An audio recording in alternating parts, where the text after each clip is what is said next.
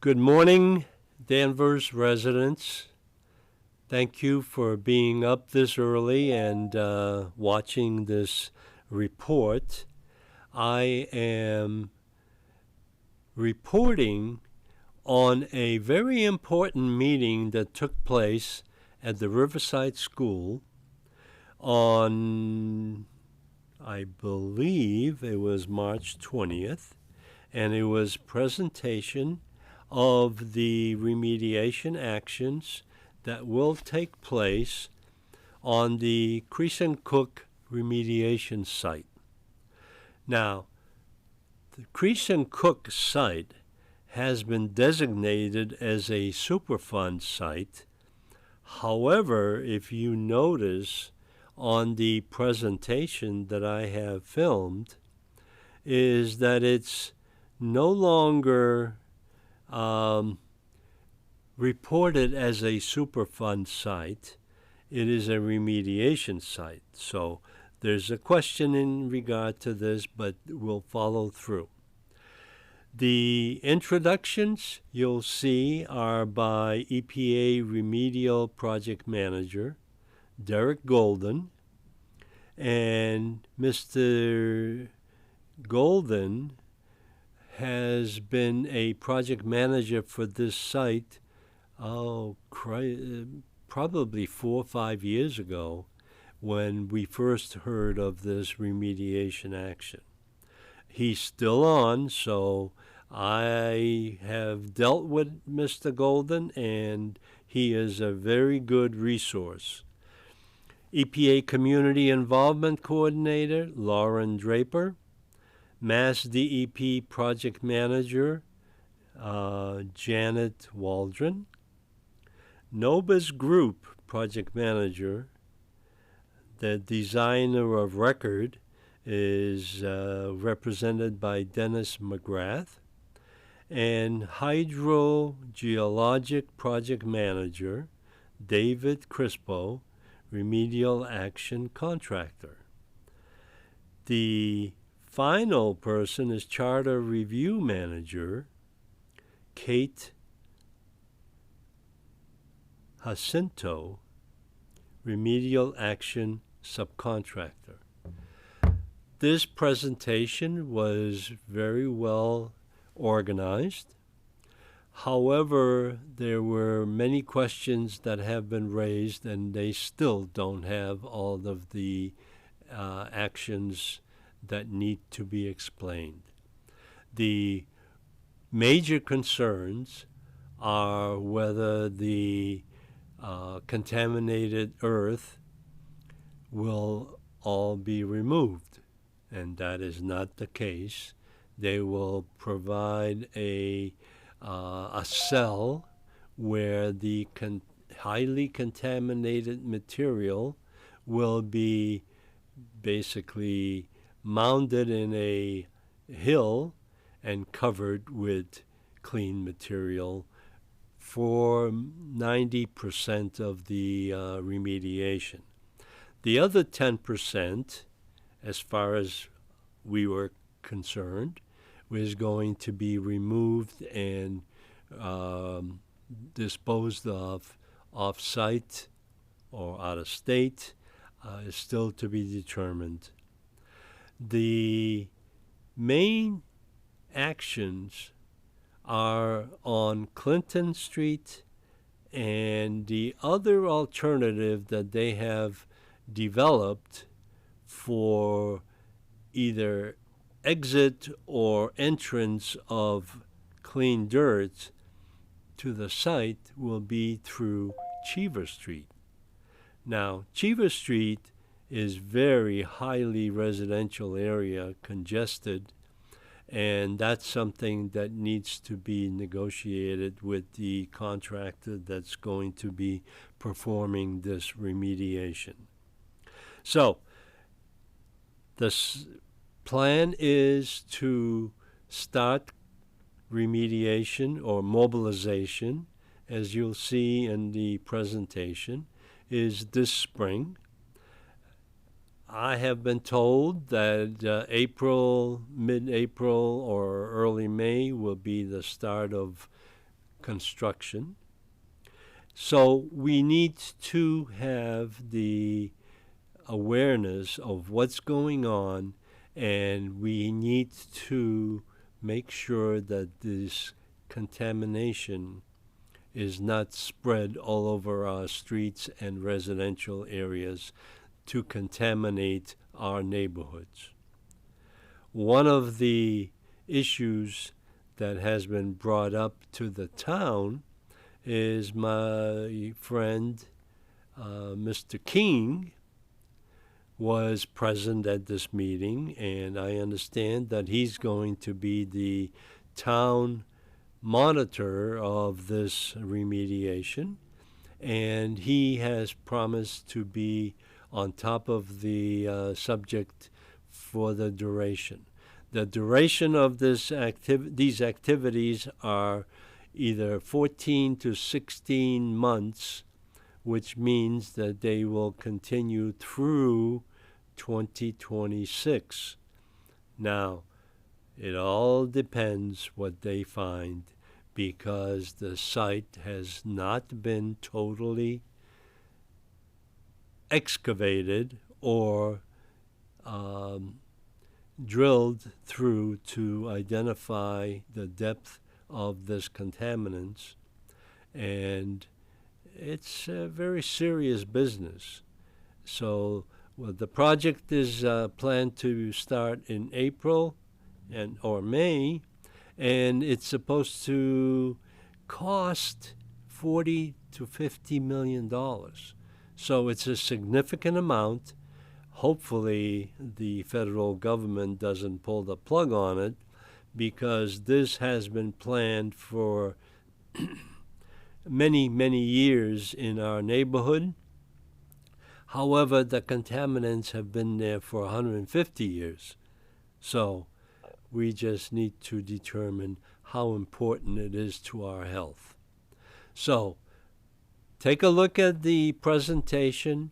I am showing the entire presentation and the comments from the residents, so you be the judge of how we need to proceed with this project. Thank you very much, and enjoy the presentation.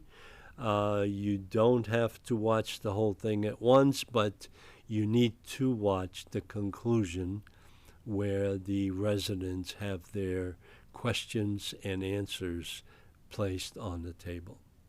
Good night, thank you, and we'll see you at the opening of the job site. Thank you. Work, and then field any questions at the end of the presentation. We have some people online as well. So we're going to start with some introductions and then get into the presentation. Thank you.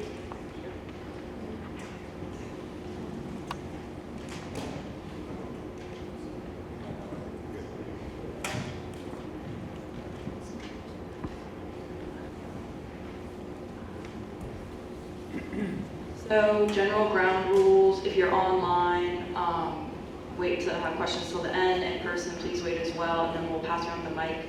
Field those questions, take calls outside, all that. And we can start with EPA for introductions.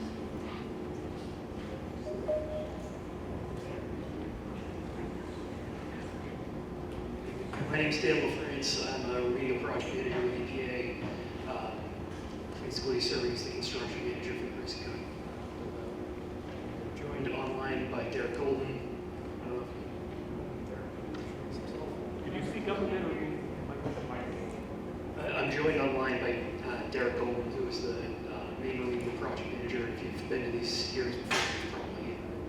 Could you speak up, please? I'm trying to speak up. Okay, maybe raise the mic, raise the mic.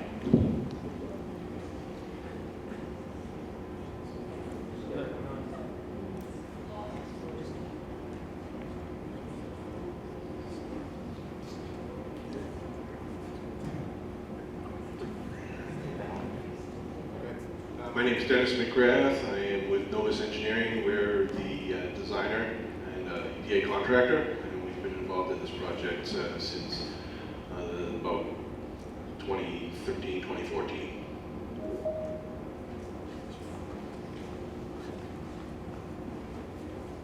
Good evening, everyone. My name is David Crispo. I'm with Hydrogeologic. I'm the project manager for the I'll be doing the remediation contracting. And we also have our subprime contractor, Kate Jacinto, with Charter Environmental.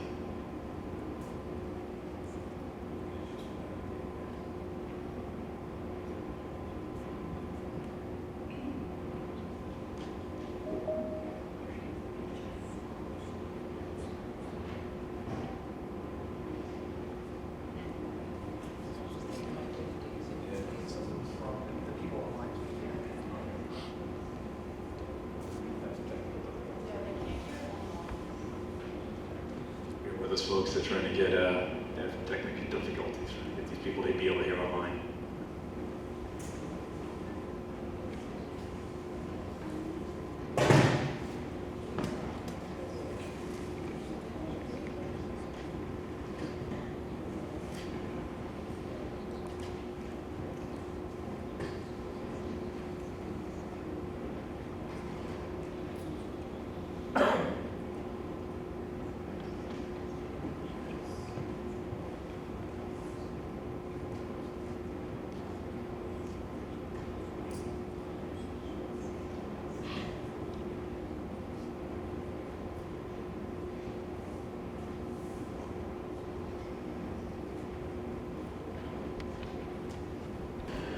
Okay, everyone. Again, my name is David Crispo with Hydrogeologic, with Remedial Action Contractor who will be working on the Creese Tannery project. I'm going to try and kind of stay on the periphery of this because I do need to see the slides so I can talk to you guys. So hopefully everyone can hear me, right? Yes. Excellent. Okay, great. So we've already gone through introductions. So on the next slide, we'll go through our agenda. So I'm going to try and make this as brief as possible. I got about 20 slides or so, but hopefully it's detailed enough for everyone to get the information that we're all looking for, and any question and answer session we can have after the discussion. But the agenda will follow site background and regulatory history of the project. We'll go through the current site status, and then we'll explain the work that HGL and Charter will be performing for the next year and a half. We'll go over how we'll protect the community through air monitoring, talk about our traffic controls, as well as go through our project timeline of when we start the project and when we plan on ending it, and then we'll go through a final question and answer session. Okay? So just a quick background of the site. The next two slides will focus on some historical aspects associated with the site, background, regulatory history. The tannery activities at the Creese Cook site actually started in the 1800s, but that was actually before Creese Cook got there. The operations included processing of raw animal hides that were used to produce leather shoes, handbags, gloves, and other leather garments that were primarily made out of cowhide. Then in 1903, Creese and Cook came into the picture and they started their operations. They actually started on the east side of the Crane River at 33 Water Street, so that was their initial factory location. And then in 1914, they relocated over to the west side. 55 Clinton Ave is pretty much the property that everyone knows being the location of the Tannery location. And that was their location until they shut operations down in the mid-80s. They did, up until about 1975, they discharged most of their effluent from the processing directly into the Crane River. In 1975, that stopped. And then in 1981, the Tannery stopped operations and actually rented it out to, I believe it's the Danvers Port Tanning Company. And then in 1983, the tanning companies went bankrupt, and so that was the end of the work out at the Creese Cook facility. In the mid-1980s, they actually started development of those condos at 33 and 45 Water Street. They actually tried to do the same thing over at the 55 Clinton Ave property, but they found contamination there that basically started this whole process that we're culminating in right now. They actually also found contamination over the 33 and 45 Water Streets where they've done some previous removal actions. Next slide, please. Okay, so the regulatory history of the site. So we talked about the factory shutting down in the 1980s. It was around that time when they started finding or having some concerns about contamination especially over on the west side of the Crane River at the 55 Clinton Ave property. They did work for close to about 25 years on the authority of the DEP. They had various investigations. They actually did some removal actions as well. Some of these removal actions included identifying sledge pits, basically burial pits for tannery hides, whatever that might have been. And they basically built one or two, I'm not sure quite the number, but one or two consolidation cells on the 55 Clinton Ave property. Those waste cells are still there. They basically mixed it with cement to basically solidify everything. And right now they're sitting inside these waste cells, and we'll be addressing those as part of our activities. No, go back, I'm sorry. Around 2010 or so, the DEP identified the site as really having some significant concerns, and decided to ask the EPA to help them out to do some investigations to determine whether or not it needed to be included as part of the CERCLA process.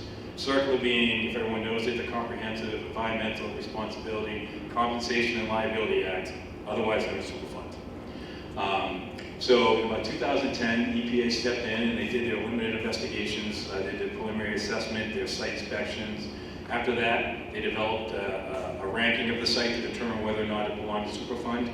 In this case, it certainly needed to be part of Superfund or qualified for Superfund. They then moved into their characterization phase that included the remedial investigation, the feasibility study, and the proposed plan. And then after that, they developed their record of decision. So in 2019, the record of decision was placed for the public for comment. And I'll talk about this on another slide too, to kind of give you a better timeline on how things go. But after the record of decision, they submitted, the EPA prepared what's called a remedial design. That's when they select a designer to basically take what's in that record of decision, develop a scope of work package based on basically design specifications. And then that goes up to the remedial action contractor, hence HDL. So we won that remedial action bid. And so we'll be the ones performing that work. And then in a couple months, actually within the next month or so, we hope to start initiating that remedial action. So next slide. So this explains a little better what I was just talking about. So this is really the whole Superfund remedial action process. Starting with the left here, you can see the light bulb. That's the discovery of contamination. That goes back to the 1980s. So then the EPA stepped in and they started their assessment process. They performed their preliminary inspections, the preliminary assessment, the site inspection. After they gather the data for that, they basically do a hazard ranking scoring. And if it qualifies, if it's a high enough score, it then could be put into the Superfund process. After it's accepted in the Superfund process, you go through the characterization phase, the remedial investigation, the feasibility study, and the proposed plan. In this instance, the remedial investigation is a very complex investigation for every site.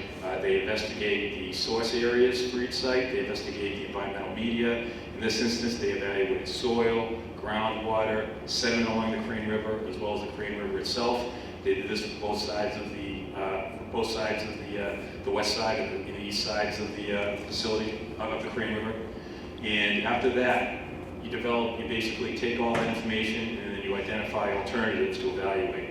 So that's all put in the feasibility study. The feasibility study identifies all those, basically evaluates all those alternatives and comes out with a recommended option that's put in the proposed plan.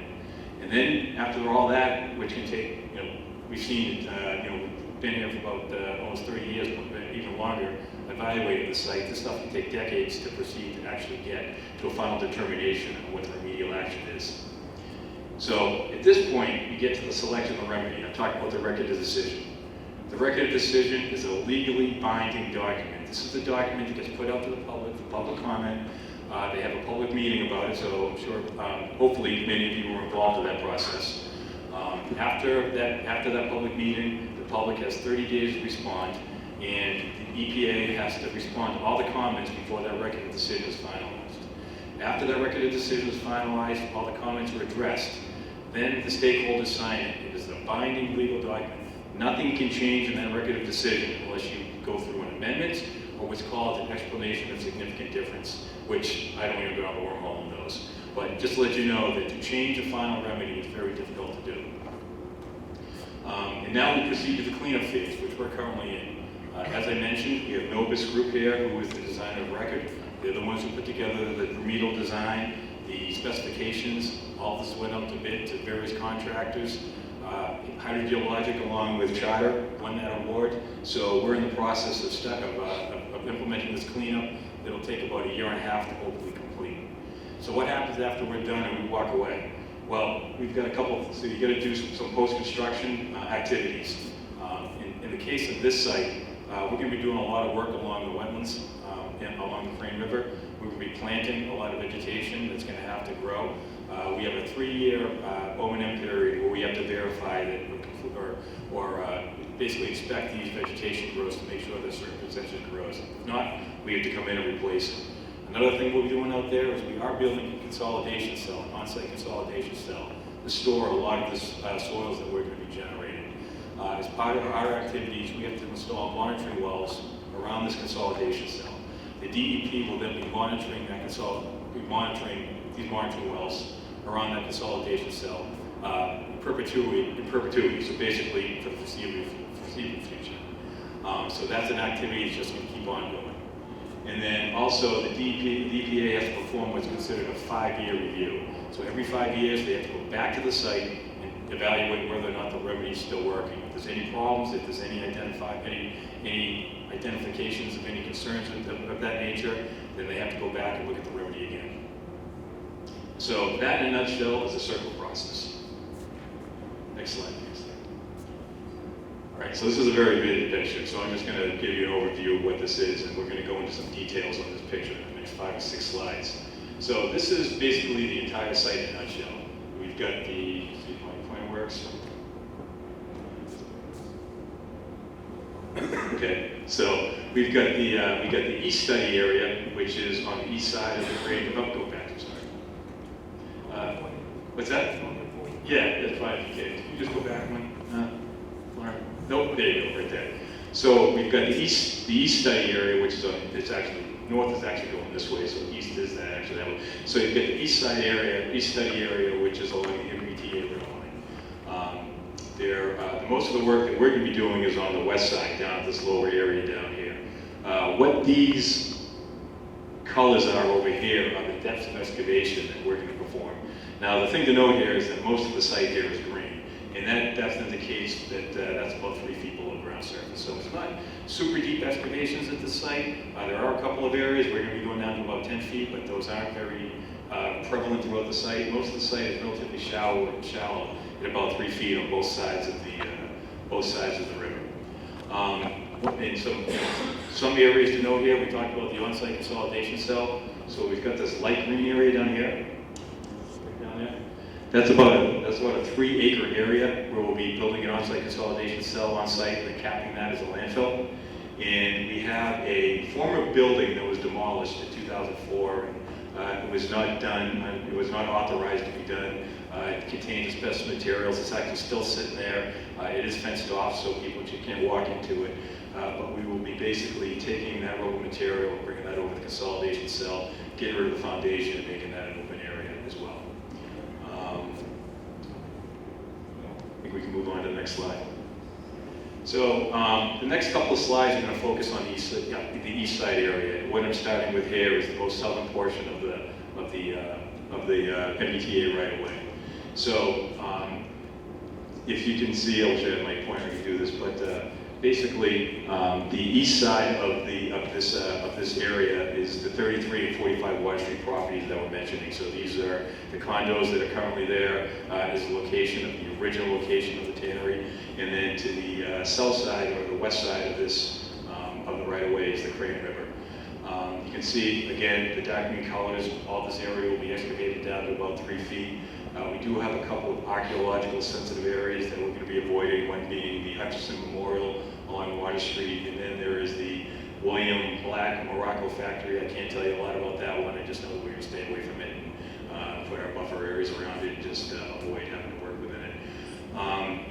The one thing that I do want to note is that, on the next slide, the next 2 or 3 slides, I'm going to be showing the entire MBTA right-of-way. The entire right-of-way that will be, the rail line that we'll be working on is less than 2 acres. So it looks like it's actually a large area, but it's only 2 acres. And all of the soils that we'll be excavating out of that area is about 10,400 cubic yards of waste materials. This waste material will all be consolidated on site. Just some history of the rail line. It is currently abandoned. It was constructed in the 1840s. There is still rails and rail ties there. We will be removing those as part of our activities. The MBTA has been gracious enough to come and say that they will collect it, dispose of it, and recycle it.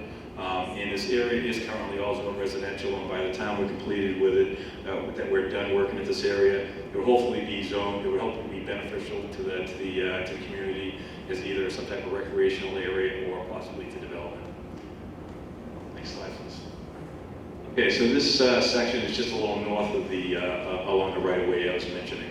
We do have a little area south of the right-of-way. It's called 20 Cheever Street. It's actually located within the floodplains of the Crane River. The 20 Cheever Street site area is approximately 2.3 acres. It is heavily vegetated. It is all located within the 100-year floodplain. There is a total of about 2,600 cubic yards of material will be coming out of this. That light green area, so we talked about the dark green being 3 feet. This is actually a little shallower, which is nice. There's only about 2 feet of material that will remove from this area. There is a, if you can see the little blue area, kind of a little finger pointing down from right along there. We'll be excavating a little deeper there. That's going to be down to about 4 feet. And then right at the tip of that, you'll see what's the hatched area. That's about 300 cubic yards of lead-contaminated material. That material is going to be going off-site because it exceeds what's called the Massachusetts upper concentration limits. And those are concentration limits that we cannot exceed and store on site. So those materials will be going off-site. The rest of the material here will all be able to be consolidated on site. See if there's anything else I need to say here. I think that's it. All right, next slide. So this is the final segment of the MBTA right-of-way of the east study area. There really isn't a lot of material coming out of this section. There's a thin green line at the top of the right-of-way. Again, that's all down to about 3 feet, and that'll be going on to the on-site consolidation cell. The one thing you can see here is that there is a little spur coming down from the right-of-way towards the west side area. So that kind of segues us over to that area of that location. There is a old trestle bridge, if anyone's been down here, if they've ever seen it. It's constructed in the late 50s. It's in really poor shape. We're actually going to be using that spur to bring all this material on and off the site. We'll be putting a temporary bridge there, so we're not going to be driving over that trestle bridge, so don't worry about it. But we are going to be putting a temporary bridge. It will be constructed. We're actually in the process of constructing, putting the final designs for it together. But one of the first things we will be doing is put that temporary bridge in, removing those, moving the rail line, the steel rails and the lines, and developing an access road for all the trucks that will be coming on and off the site. Next slide, please. All right, so now we move into the west side area. This is by far the area that's going to generate the most soils for the site, which is why we have the consolidation cell. You can see the L-shaped structure down here in the lower left corner. That's about a 3-acre footprint for the cell. Most of the site here is green, indicating that most of the area will be excavated to about 3 feet. There are a couple of areas that will be a little deeper. You can see a magenta colored area up at the top of the screen. That's going to go down to about 10 feet. And there's a couple hatched areas here that do have contaminated soils above the Massachusetts upper concentration limits that I mentioned previously. So those will require off-site disposal. In all, from this area, from the whole west side area, we have about 48,900 yards of material that will be consolidated on site, and then a small portion, about 10% of it, actually about 5% of it, will have to go off site because it does have the high contaminant levels. I'm trying to think if there's anything else there. The only thing here I would say is, this kind of shows a closer location where the consolidation cell is, shows you where the beam house is in relation to where the cell is, and we'll be bringing that asbestos contaminated material associated with the beam house over to the consolidation cell. And then we do have an archaeological area of interest, the Russell Endicott Cemetery, where we will be providing a protective buffer around that and not disturbing that cemetery in any way or manner. Next slide. All right. So this is the last slide showing the areas they'll be working at. And this is the 27 and 55 Clinton Ave properties. If you recall, 55 Clinton Ave is where the facility was located from 1914 up until the 1980s when it closed. This area is very heavily vegetated, a lot of fast growth over the past 40 years that will be clearing. We do have wetland areas along the east side of the property, along the Crane River. The majority of the excavations, again, are about 3 feet deep, but there are some areas that will be a little deeper. I think we got a little magenta area down in the bottom that is about 10 feet deep, which we'll have to protect. Any type of utilities. We do have utilities running through that portion of the site. All right, next slide, please. So we talked about the on-site consolidation cell. This is the detail for that. So you really can't tell by the stations that I have here. These are all 50 feet apart. So this cell is about 500 by 500 square feet. It's going to cover about 3 acres, and it will be used to cover the asbestos debris from the former bean house, and then about 62,000 yards of material that we'll be able to excavate and consolidate on site. The maximum height of that cap is going to be about 30 feet, so it's going to be a pretty good sizable landfill cover. But it's basically going to be tucked away in the corner adjacent to 128, so hopefully no one really has any concerns with it. But then we'll also be placing a 2-foot thick cap over it. That's a typical landfill cover cap. So we basically construct this according to Massachusetts landfill requirements. And then after we're done with it, we'll be putting monitoring wells around there, as I said, to monitor the site in perpetuity once we leave the site. We'll start. The first things we're going to do when we build this consolidation cell is to start by bringing the asbestos materials from the former bean house, laying that down at the bottom of the consolidation cell, and then we'll be placing an orange geotextile fabric over that. That's to basically warn anyone who may be digging in it for whatever reason, hopefully no one has to, but if they ever have to basically warn them that you're coming into some really contaminated asbestos materials. After we lay that geotextile fabric, that's when we'll start placing the rest of the soils on top of that until we build it to the final elevation. Next slide, please. So, air monitoring, a very important component of the work that we're doing. Obviously, we've got contaminated soils. We're going to be digging up a lot of materials, bringing it on-site, off-site, storing it, doing whatever we're going to be doing with it. And the question is, how are you going to protect the environment from these contaminants when you're digging it up and removing it? Well, our approach is we're going to have monitoring stations placed around the site. So we're going to have a total of 5 monitoring stations placed around the site, and there will be an operation during our hours of construction. We have dust action levels that have been established based on the actual site concentrations, as well as federal standards that we're following.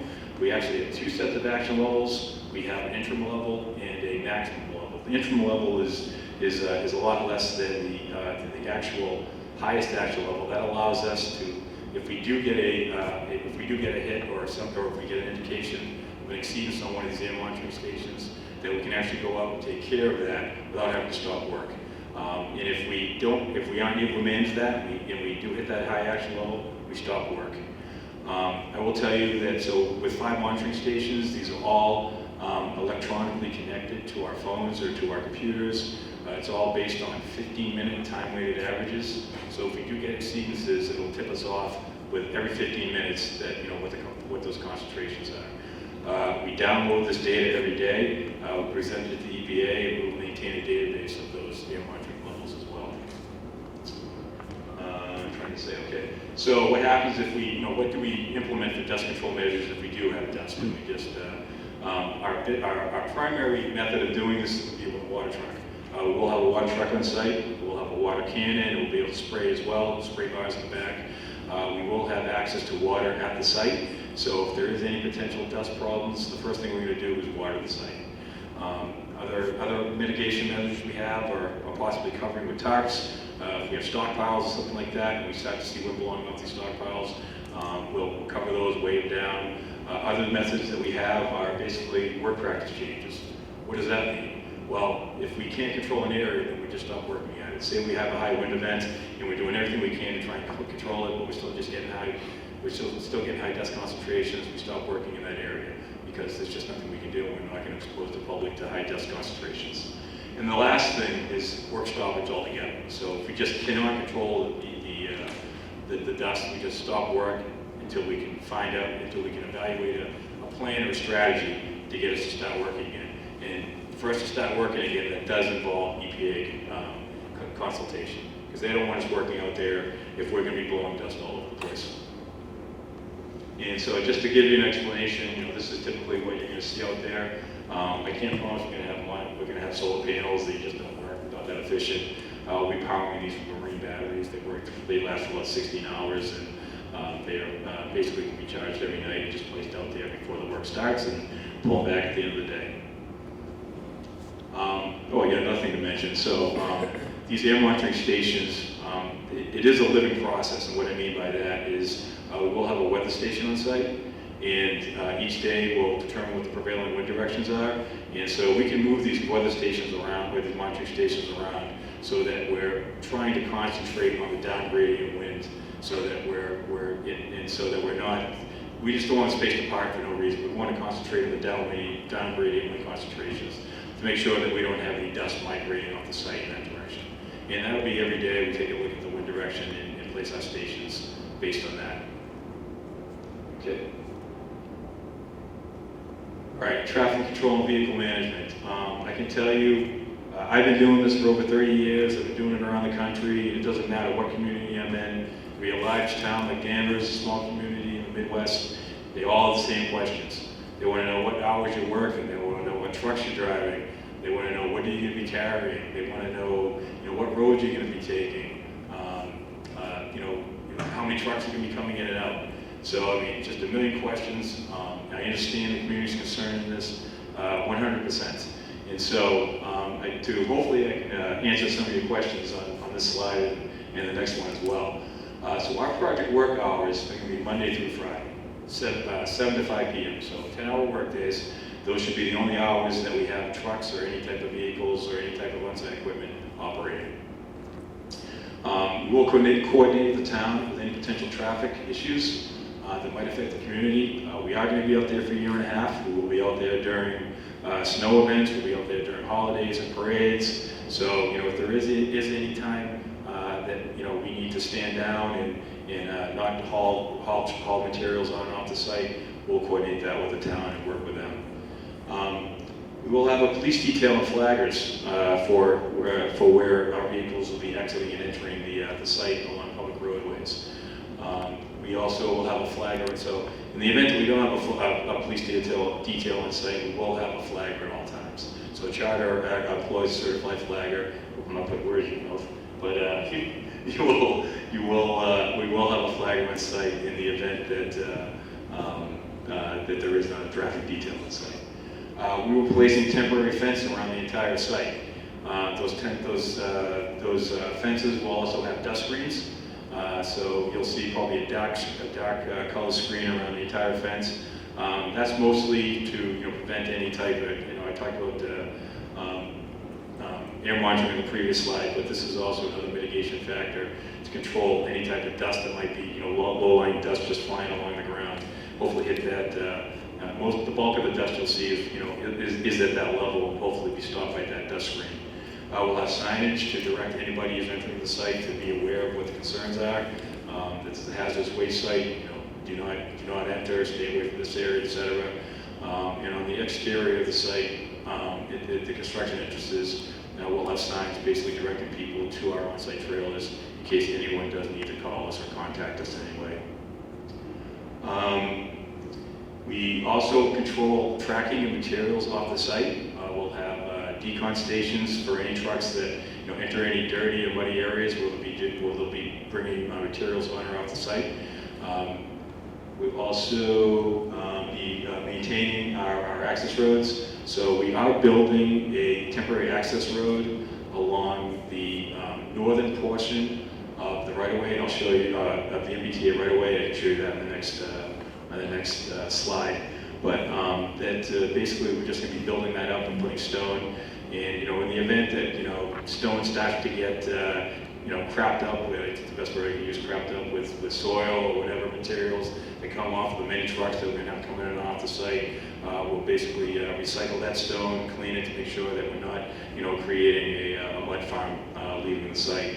And we also will have a sweeper on site as well. So there might be times when we actually do have to clean the public roadways just to kind of sweep them off, because I'm sure there will be dust that will be ultimately generated from our activities. We also have to protect some on-site utilities. So I talked about that trestle bridge that goes across the Crane River, and that's actually a picture of it. You can see that it's not something that you can currently drive over, but it does act as a structure for the sewer line. There is a town and Danvers sewer line that connects to it or supported by it. That's actually a 12-inch sewer line that's enclosed in a 2-inch steel encasement. We will need to protect that as part of our activities, along with some other sewer lines that we have on site. And then I talked about that east study area, that META rail line. There is a sewer line that is owned by the Southern Essex Sewer District that we will also have to protect. Next slide, please. So these are our proposed traffic routes. And I will just step over here to show you the areas that I'm talking about. So this is the north end of the site. This is the trestle bridge that I just talked about. The site ends at this location right here, right next to the 128 bridge above it. The MBTA rail line continues in this direction up to Purchase Street. This section right here, we will develop to be our primary traffic route. We will have a police detail here, and basically coming off the site, it's going to be all right turns, which is preferably what you want when you get a lot of trucks coming, off the site. I will say that we do have a couple of proposed alternate routes, and this is, obviously something, for public input, but we are proposing a alternate route along the Cheever Street. That location right there, that is a lot more residential than the other route that I was just talking about, and we would only use that in the event that we are working down in this southern portion of the East Study area.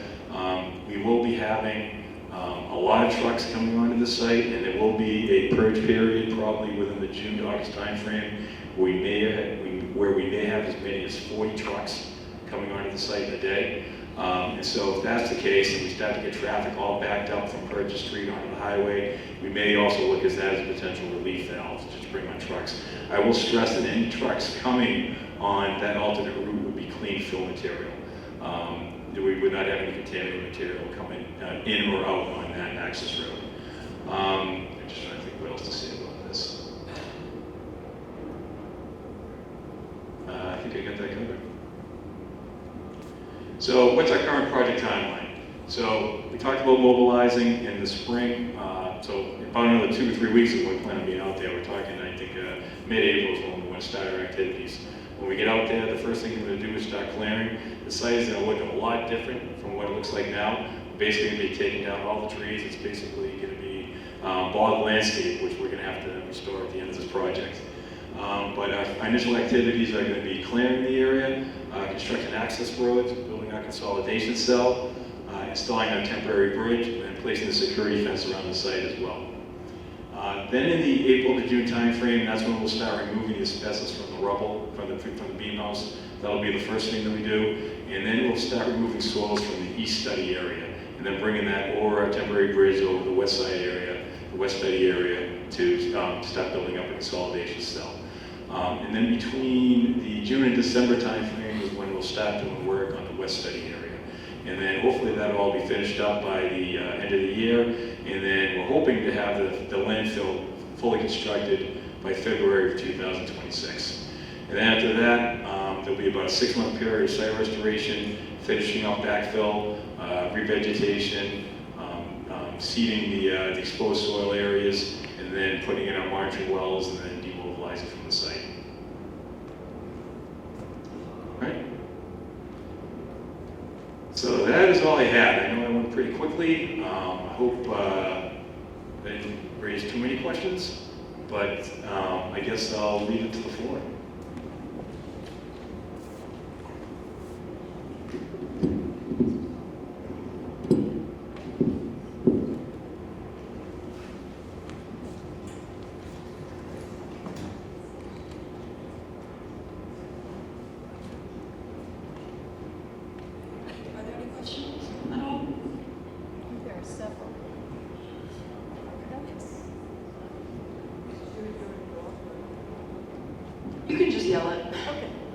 No, Please, no. no. It won't be heard. Bring the mic out here.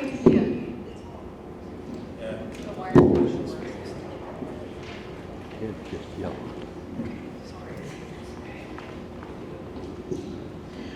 So this will obviously disrupt wildlife, including rodents. So is there any discussion of educating the neighborhood about how to not use rodenticides in order to kill rats or whatever that will be disturbed by this? Those will continue to kill other wildlife. So I'm just hoping that there's some kind of education about like closing up any kind of food sources or just for the neighbors so that they do not poison the ground. So I guess my answer to that would be we don't have a formal program to address that, but just having walked around the site and seeing all the dumping that has occurred at the site, we'll be cleaning all that up. So hopefully eliminating, at least on the site, any type of rodent issues. I personally have worked on many sites. I really haven't had too many rodent issues, to be honest with you. But I understand that this could drive into nearby facilities. I know there's a dog daycare located close by, and that might be a prime location for it. But I'll be honest with you, that's not something that I have or that I've seen taken into consideration. So I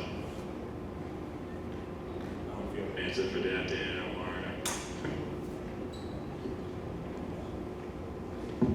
Yeah, I mean, I would just say in general, rodent control within a construction site is kind of a standardized process. Sometimes you see that they'll put out kind of the containment traps. Understood that we don't want that happening, and we don't want things running around. One thing to keep in mind is that we're dealing with contaminated soil out here, and not as much stuff lives in it as would live in clean soil.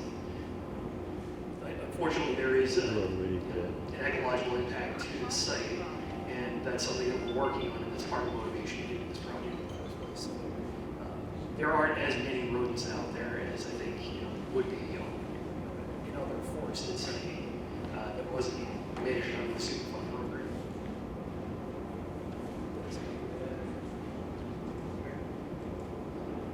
Yes, sir.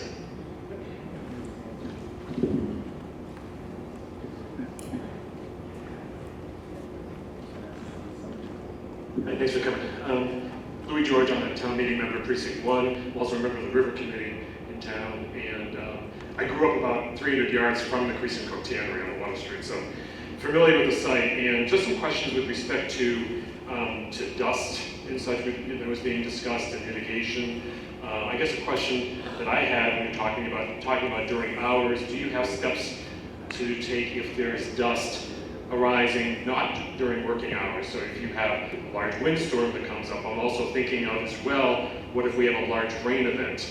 And so what's happening in terms of if there's a large rain event, what protections are being taken so that this contaminated soil doesn't go into the streets, go into the watershed area? So as part of our site preparation activities and maintenance of the site, we're required to install sediment erosion controls. And so that will consist of sill fence, wattles,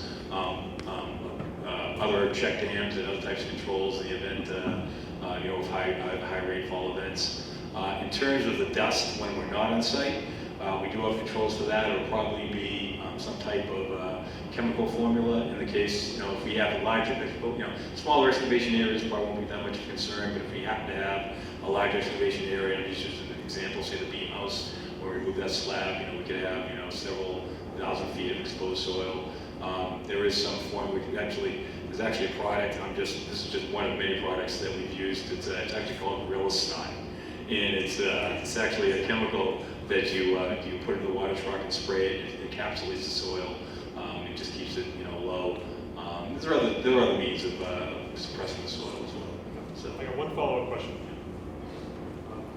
Another question just came up in terms of, I know you mentioned about signage, and in terms of that there'll be signage around the site, marking it as a hazardous waste site. I mean, how how and where is the signage going to be? Because also people live around there as well, and there's businesses, and so the same, obviously we want to make sure that people are properly warned, but is someone going to be driving and welcome to Danvers Port hazardous waste site? No. So, I mean, we would limit those signage, the entrances where people would come in, or buses could come in, or vehicles of that nature. We're not going to put signs all around the site saying, hazardous waste site beware. But, we just want to be, people may be curious, oh, wow, there's an open gate here. Let me walk in, walk my dog. So we just want to make people aware of those locations. If you are entering a hazardous waste site area, beware. Please do not come in. So.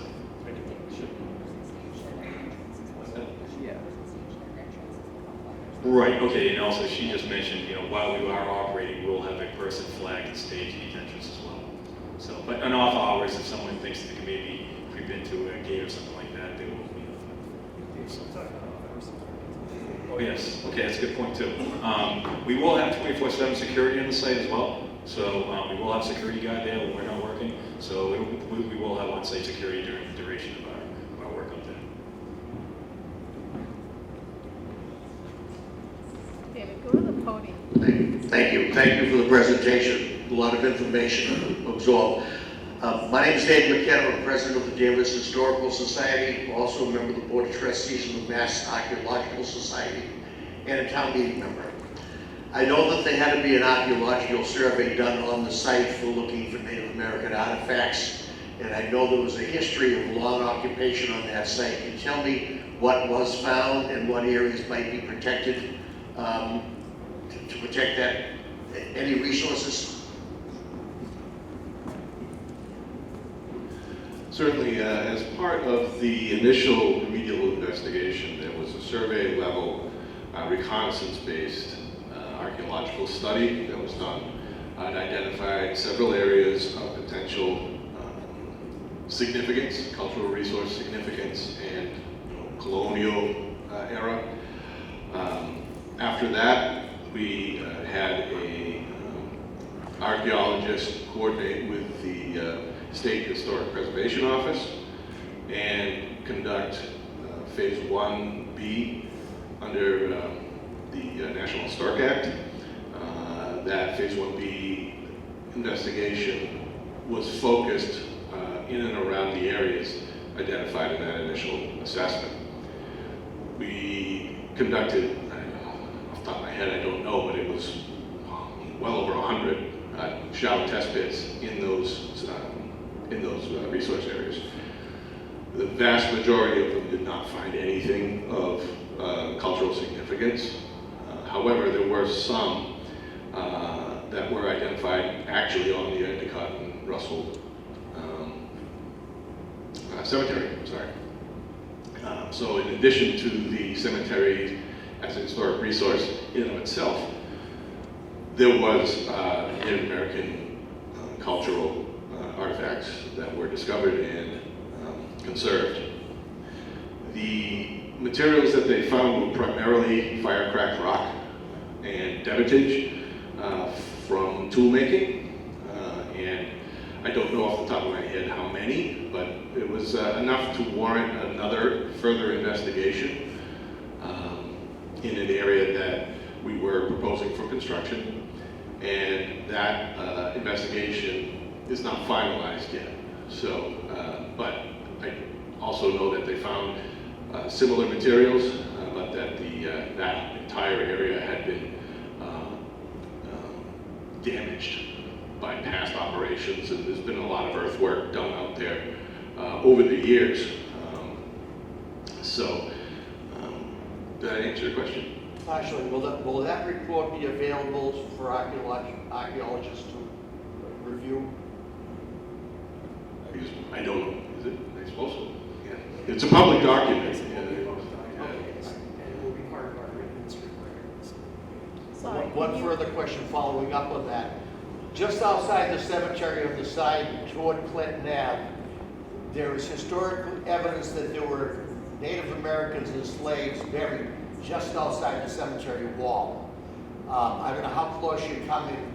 If you're less than 50 feet from it, you need to take care of that area. And will there be any care taken in case Native American burial grounds are found in the protected areas?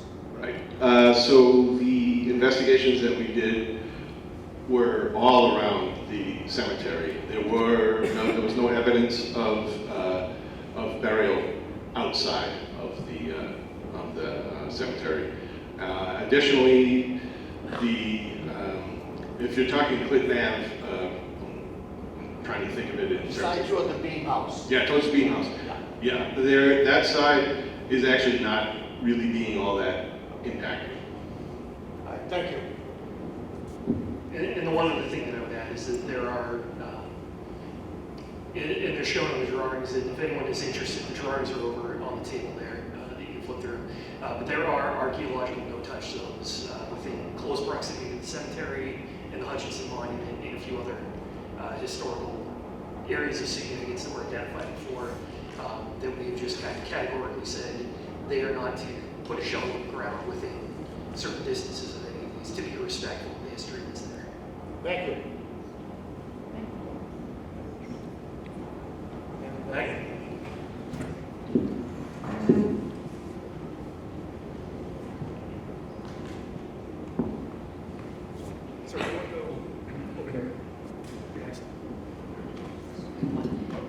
You mentioned the water that is being used to control the dust. Where is that coming from? Is that Danvers water, or is that coming from the Creese River, or where's that?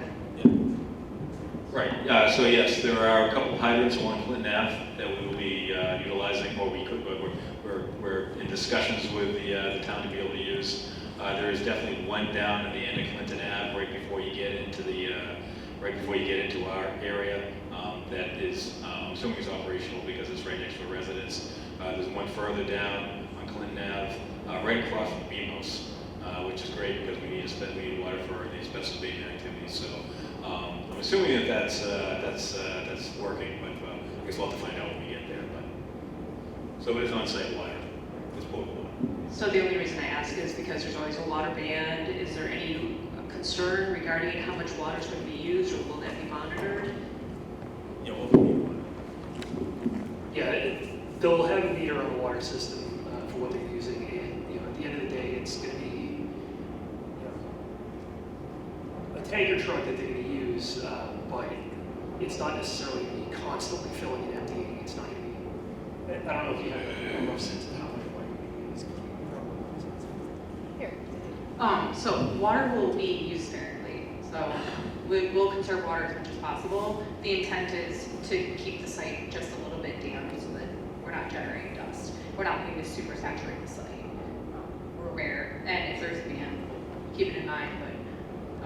But we can always use alternative methods like tackifiers that, or ag products like that to help with dust. But we'll use water as needed and only as necessary.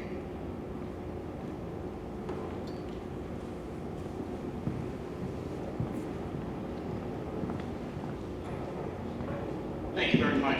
My name is Bill Sysinski, and I'm a resident of Danvers. Also been on the Creese River yachting recreational for probably over 50 years. And I have a couple of questions. One, what type of monitoring do you do for the waterways?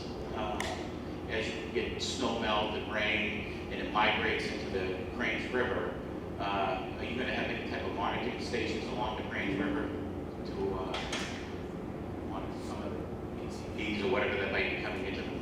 I think that's one question. Because we have a lot of fish that migrate up there, the smelts and stripers, and people, there's recreational fishing into the river. And we're also, being on the river committee, we're looking at eventually in a few years dredging the river. And if we get some of these contaminants that come into the river, we have to do testing for that, and it could possibly delay a dredging project down the road. Second question I have, when you go to cap off this cell, what type of material are you going to use? Where is it coming from? Is it recycled hot top, or what is it? What are you using to cap off this cell? Okay, so to answer those in hopefully the order that helps. Going back to what Dave was talking about with the erosion and sedimentation controls, the objective is to keep, any stormwater that goes off the site is going to be treated before it leaves the site. And and some of the first excavations they're going to do is actually build some of the stormwater basins in a couple of the areas where stormwater naturally collects, and historically water collected and then overflowed into the river. And we're well aware of that history, and the site topography allows for that. So there's going to be some work to build sort of a basin that treats it much the same way that any other construction site would have a basin that treats the water before it overflows off of the site. So anything runs down the hill, anything that picks up silt or anything like that has to be caught in the controls. They have to have an inspection and monitoring protocol. I will be on them to make sure that they do that. They don't want to get on the wrong side of the EPA for several reasons. So that is an enforcement issue that we're going to be keeping on top of them for. As far as the actual water quality and sediment quality in the river and issues with the fish and dredging, we actually have a separate, so we've referred to the east study area, west study area here. Those are operable units 1 and 2 of the Superfund site. Operable units are basically large areas that we break off for different studies and to determine the best way to deal with them going forward. Operable unit 3 is the Creek River itself, and we're actually working on a study now of the sediment quality, the impacts from the site as they already exist. So, the past 100 years of runoff from the site, what impact that has on fishing river. So the idea is cut off what's there so that nothing else gets in, but in the meantime, also be looking at what impact is already there and what do we have to do about that. And there will be a separate remedial investigation feasibility study. Dave talked through kind of the whole circle process. We're doing that separately for the river itself. So you're going to set up a baseline of where the river is right now, of contaminants, et cetera. And can the river committee or our project team get a copy of that? That will be a public document, and there will be more process that follows with that in terms of what do we find and what do we have to do about it, and feasibility of do we dredge, do we put in sediment caps, do we manage it any other ways, is there what areas are impacted, how impacted are they? All of those things will be a separate forthcoming set of documentation. And then your third question is what are you using for materials? capping materials, and where's the product coming in from, and what is it? Sand? It's in gravel with a fabric cover between the contaminated soil and the clean material that's going to be imported from the sand and gravel yard.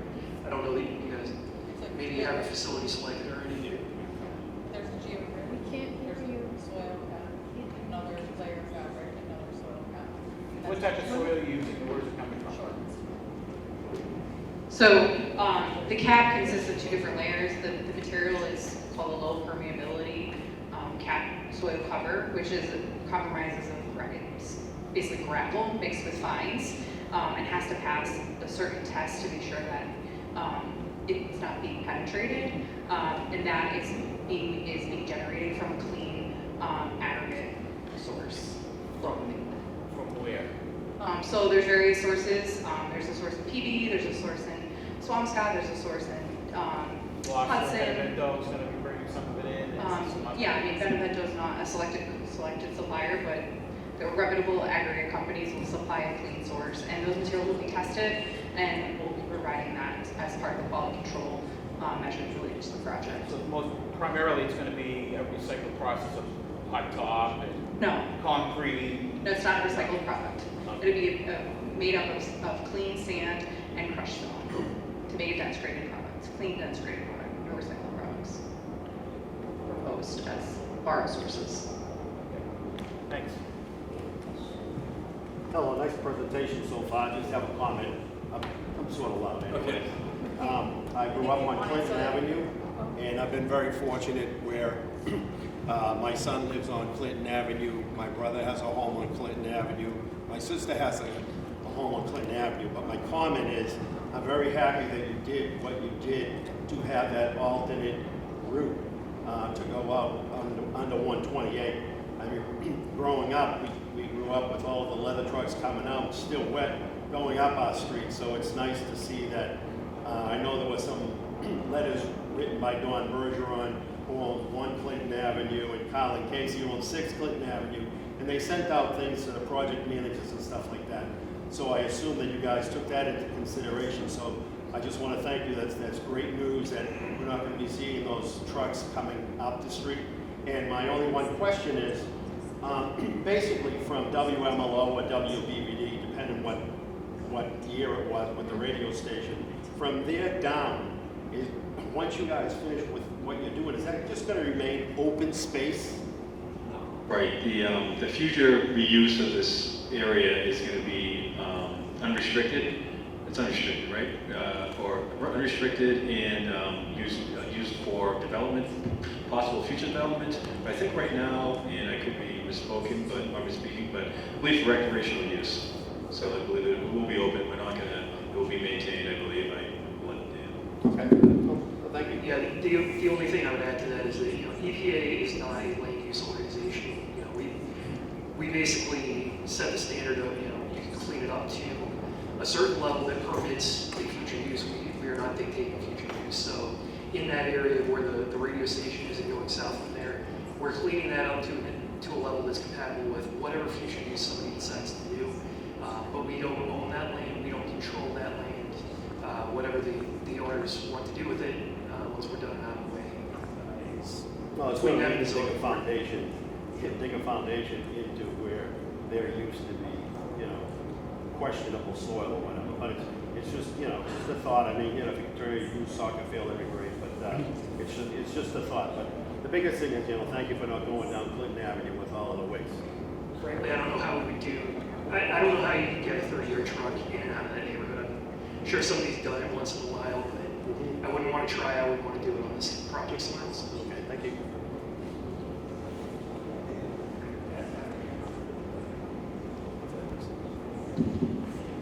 Hi, anybody in Danvers, you might know me as Mickey McCarthy.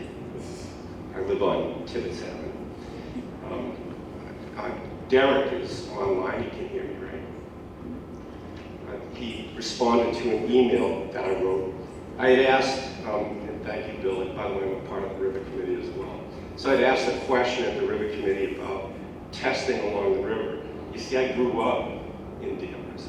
I actually would swim in the river through the colored dye. We didn't know what it was, so it was yellow, sometimes it was green, a lot of green. Didn't mind that as an Irish kid. So when we would water ski, we'd kind of water ski through it too, right? Because we would see it float along the crane, and it would come down in front of Bradstreet Avenue, and it would float along the water, along Tibbetts, and then it would go out along Beverly, and then it would make its way through the Kernwood, and eventually we'd forget about it because we were only burning enough gas to water ski in the Danvers River. So I asked the question, have they tested the mud on the flats? And the answer that I got back from Derek was that he went back and he looked, and he said that after reviewing, you folks did the EPA flushing model exercise and determined that you didn't need to test the mud. Now, my friend Billy brought the question. Well, he said, how are you going to contain that, right? The runoff and things like that. And he said, well, it's going to do what it does. We're going to do our best, right? Thank you. Of course, it's been a long time, since 1975, but I would suggest that maybe some stuff has gotten in the water, right? But the EPA flushing model, when I looked it up, it's designed for freshwater pipes, hydrants, and municipal water supplies. That is not salt water. So I understand the remedy document has been created, signed, and delivered, right? And at this point, we're into the cleanup phase. Is that correct? No, with regard to work. Not regard to the remedy document is still open. So this gets back to what I was talking about a few minutes ago with operable unit 3. The river itself, from the high tide line downward, is subject to an ongoing study. So there's still work going on within the river channel itself, within the mud flats, testing the sediment, the biota, the fish that live in there, and the worms that live nearby it, and whatever feeds on that, birds that eat those. So that study is ongoing, and we've not yet gotten far enough into that to make any determinations that I can speak to at this point. Thank you. So we all grew up around Woburn. We understand the word tetrachlorethylamine. This was, a cleansing that Woburn dealt with. Ellen Brockovich, we've all seen the movie, right? So I've been told, even here today, that that is a heavy product, that it doesn't bond to water. So it would likely sink, like right where it went in. Except it bonds to things that float, like dyes. So it might have taken a journey, being an ongoing, this is good. I think it's something you should look at, because the town's going to foot the bill. When we dredge, we have to move that dredged mud to a special location at a significant cost to the town, versus just sending it somewhere else because it's clean and we can send that fill somewhere else. So we're going to be doing tests. Is that Superfund money going to be available to the town to offset the cost of our expenses as a town, the dredging this river? Ultimately, that comes down to the question of how the contaminants that we find relate to the contaminants that are on the site. And so primarily when we're talking about the upland contamination on the site, we're dealing with metals and especially arsenic. There are a few other things that we found along the way. Tetrachloroethylene actually is not one of them, and because of its history with tanning, and we are all well aware of the Tannery in Woburn, we live with that every day within the Superfund program. We did go looking for it. We took many samples in the upland. I don't remember the number offhand, but I believe it's over 200 samples looking for volatile organics. We didn't find an appreciable concentration of that. So the question becomes, if you find it there, did it come from this site? Did it come from somewhere else? How does that relate? And that's part of something that we call a conceptual site model, how contamination winds up where it does. And until we have finished the study in the river, we don't fully have enough information to draw that whole picture. So I have to, unfortunately, withhold judgment on that and not be able to give you a straight answer. I hate doing that, but the reality is we are still studying how what's in the sediment and how it got there to be able to answer those questions. And I really appreciate it. And by the way, thank you all for being here. We really do appreciate you getting there to clean the site up. I don't want to sound like I'm unappreciative, right? You said arsenic, which I would tend to agree with you, right? We can't eat the mud. We don't want to eat the mud. Fish do that. Crabs do that. Flounder, eels, stripers, the things we catch, the things that kids eat, right? So we still have to get rid of it if it's there. And we know the history of the Danvers River. We know there was a rubber factory. We know there was a lumber factory. We know that neither of them are super sites. So the only super site that has an arsenic release or heavy metals or other contaminants is, and likely would be, this site. So please do not sign off, anyone, do not sign off on this remedy document until we have had the river fully vetted on contamination caused by the Creese and Crook site, because I think $30 million is not enough to dredge the river properly for the contamination that that site did. We need far more money, and we have to remain very open to the possibility that that site has contaminated our river horribly. Thank you.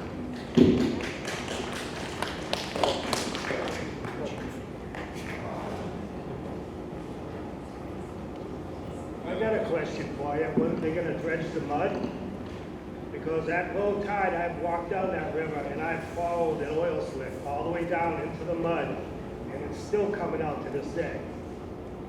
So if you want to take a walk at low tide, I'll be glad to show you where it is.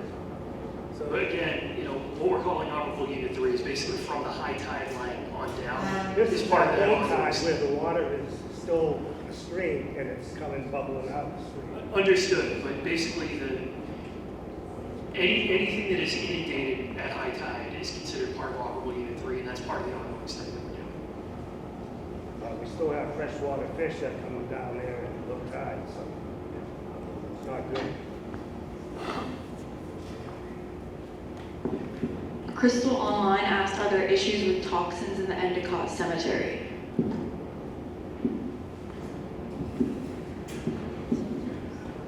We did not collect samples of the cemetery materials, but we did collect numerous samples all around it. The cemetery itself predates Creese and Crook by a long time, and so we did detect some contaminants, which is why we're doing the remedy, and why the remedy kind of looks the way it does with those colored polygons. But inside the cemetery itself, we did not even, we weren't able to even get in there. That's not what, it's not, that was not part of the program. And the only thing I would add to that is that, we have no intention, as far as I know, nobody has any real intention of doing anything inside of that cemetery other than maintaining it as it remains. The gentleman from the Historical Society may have left, but that's our understanding, is that there's no intention of having people go in there and dig within that cemetery for any real reason. So there's less of a risk associated with that. Running a lawnmower over the grass is not going to expose somebody, particularly if it's done once or twice a year. So even if there was anything in the soil, I don't think we'd be all that worried about it. But in terms of how the contamination got here, it was mostly through water pathways. They were generating a lot of wastewater. They were letting wastewater flow out of the site. When the sludge settled out of wastewater lagoons, they would pick that up and move it around. And to Dennis's point, the cemetery was there and it was walled off long before that. So that would largely serve to keep everything out. And it's also sort of up on a hill from everywhere around it. So anything that could have been disposed somewhere likely wouldn't have climbed up into the cemetery, if you will.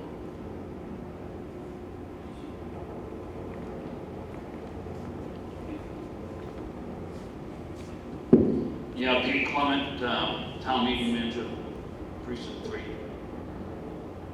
I grew up at 17 Merrill Street, which is across from the Bean House. And as a kid, we used to walk up that spur, and if you put on that spur now, as you're facing building on the right-hand side, just in back of the cemetery, they had an open pit. They clean the pits and they dump it into that. That would leach down into the river, right? As where the spur comes up and the road goes like this and hits over to 128. I haven't heard anybody clean that up. It was the first meeting that I came to. They mentioned that they're going to do this cleanup and everything else. That was probably, 15, 20 years ago. I haven't heard anything else. Are you going to get into that corner?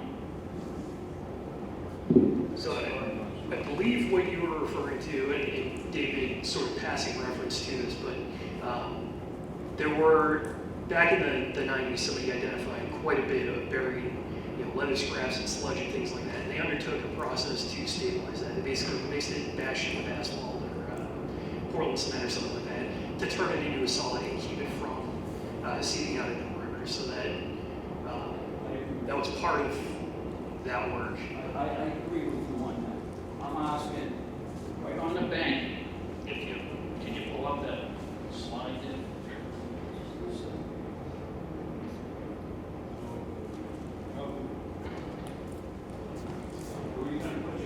Where are you going to put your road over here? The road's going to run on Pittsburgh.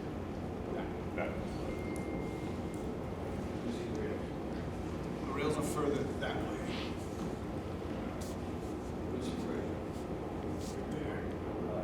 Bridges here, a little bit more angles like that. Cemetery's over there, you come back down this way, okay? The land will actually go like this around the river. That used to be a dump site, it's done from that. Nobody got into the river. Nobody's gone onto that marsh, that where this comes around the corner, right? Nobody's gone in. I was waiting for a meeting on that 20 years ago. So, How many so that is the 20 Cheever Street piece of property, and there is actually a plan to excavate everything, cut it down several feet in that area. Some of that sort of No. This is at the Bean House. If you drive up over that bridge, okay, you go over the river, you drive up the bridge, okay? So here's the cemetery for reference, right? Here, right back here, there was a pit. Right? Now where's your railroad tracks? Over here, all right? Now where's your river? Okay, right over in here. Can't be. Say that this is your railroad tracks going I out. can go all the way down and stop. You got anything else on there? Yeah, back it up, right there, go ahead, right there. All right. Is your railroad tracks going over? No, that's the footbridge, the strike bridge. This is the trestle bridge. I'm sorry, right over in here. All right? And your cemetery is up over here, am I correct? Right here, right over in here, where they had a test pit. They took everything out of the concrete. Yeah, they had the settlement bases, and they take it from there, and they go behind the cemetery, and they had an open pit here. Matter of fact, Mr. George, that gentleman's father, came down to the house a couple of times, because all we got was smell coming across the river over on the Marrow Street, all right? And what they'd do is, they did overload that pit, and it would come right over here and go in that river. And that was supposed to be looked at. I brought it up at that meeting, and I heard nothing else about it. So some of that contamination is right over here in that river. I want to know what you people are going to do. And if you go over in that corner where I told you, you can find some paddle wheels over there from that. That's something that's got to be looked at.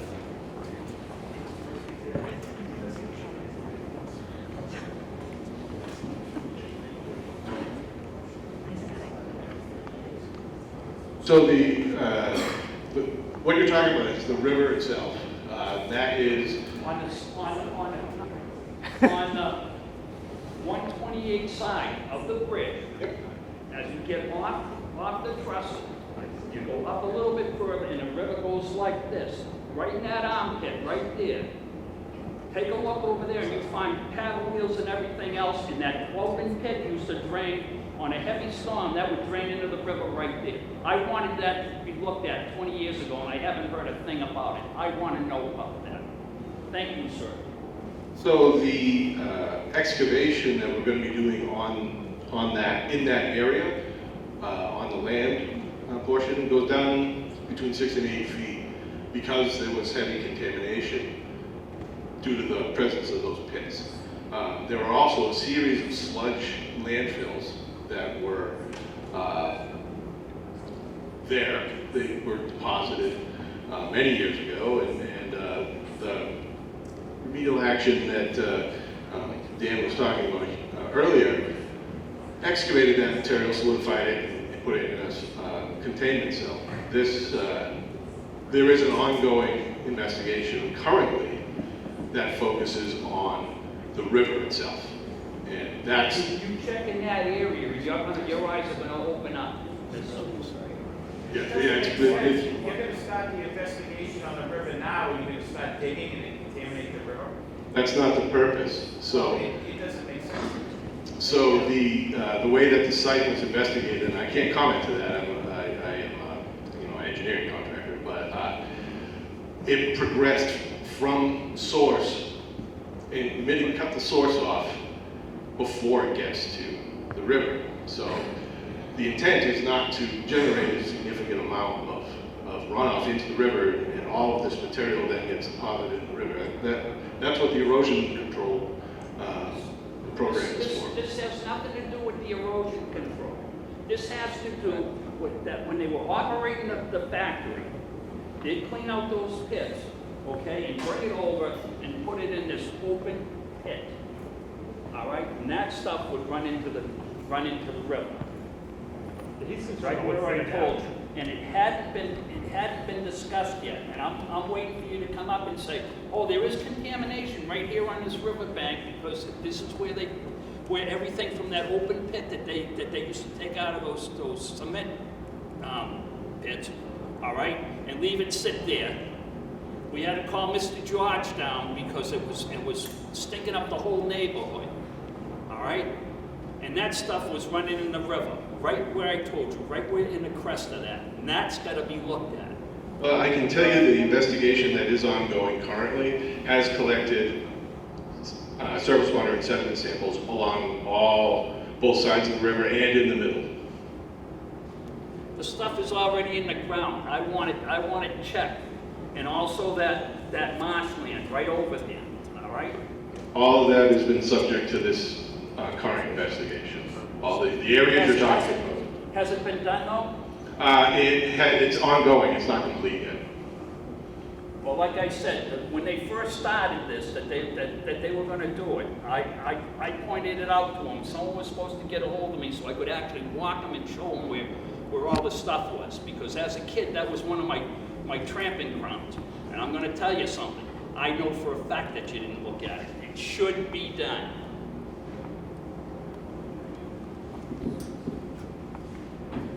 We will take a look. We'll be out there for the next year and a half. You and I can walk the site. Danvers mooring, okay?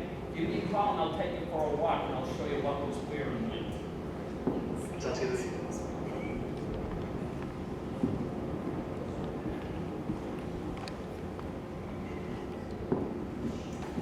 Thank you. My name is Ann Sly. I live on the Clinton side of the river.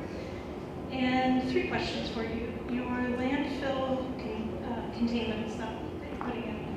You mentioned that there's going to be that more